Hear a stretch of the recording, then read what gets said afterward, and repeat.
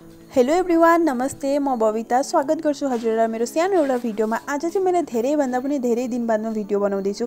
1 महिना जस्तो भएर चाहिँ मैले चाहिँ टोटली भिडियो बनाउन छोड्दिएकी छु भनेर। र अहिले चाहिँ अब म कहीँ जान निस्केर त्यो घरको कामहरु सकेर र यहाँ चाहिँ ब्ल्याक कलरको मधुरिआम देखाइरहेको छ। कसको घरमा छ जनाउनु होला। र अहिले चाहिँ अब म विवानको बाबा विवान निस्किरहेछौँ। हामीहरु चाहिँ अब त्यस्तो केही काम त छैन र पनि धेरै काम छैन भन्दा पनि धेरै काम निस्केको थियो र अहिले चाहिँ हामीहरु अब निस्किरहेछौँ र यहाँ चाहिँ म भिडियो पनि बनाउँदै छु। आज चाहिँ धेरै दिनमा भिडियो बनाउन मन लाग्यो र अहिले चाहिँ अब घरबाट निस्किसकिरहेछौँ हामीहरु चाहिँ। र घरबाट निस्किने बित्तिकै चाहिँ कहाँ निस्किम भने हामीहरु चाहिँ विशाल, किनकि विशाल पस्न चाहिँ एकदम इमर्जेन्सी भयो के।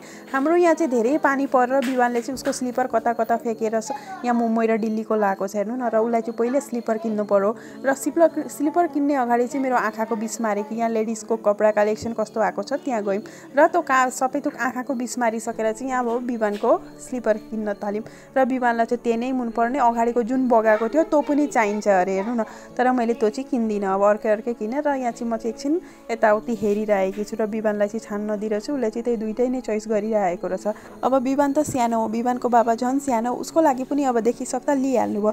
र अब चाहिँ हामीहरू सबै थोक लिइसकेर चाहिँ यहाँ निस्कियौँ अब बजार तरफ, जुन चाहिँ हामीको मेन काम थियो। मेरो चाहिँ मेन काम भन्दा फेरि ज्वेलर्स काममा पस्न थियो र ज्वेलर्स काममा पनि काम भइसक्यो। अब जे बनाउन दिएका थियौँ बनायौँ र त्यसको बादमा चाहिँ हामीहरू यहाँ हट मोमोमा गइरहेछौँ। अब आजकल चाहिँ म रेस्टुरेन्टहरु भन्दा पनि बाहिरको खाना चाहिँ बेसी अब रस्ताको छेउको जुन हुन्छ त्यसको खाना चाहिँ मलाई धेरै मन पर्छ र मोमो सोमो के खान मन थियो खाएर हामीहरू चाहिँ यता बजार आयौँ। बजारमा चाहिँ सब्जीहरु लिन थियो, सबैतिर हेर्नु न ग्रीन सब्जी चाहिँ मलाई धेरै मन पर्छ र त्यसको बादमा चाहिँ त्यो सब्जीहरु चाहिँ ल्याइ त्यसरी भएन किनकि अलरेडी हाम्रो घरमा चाहिँ सब्जी थियो।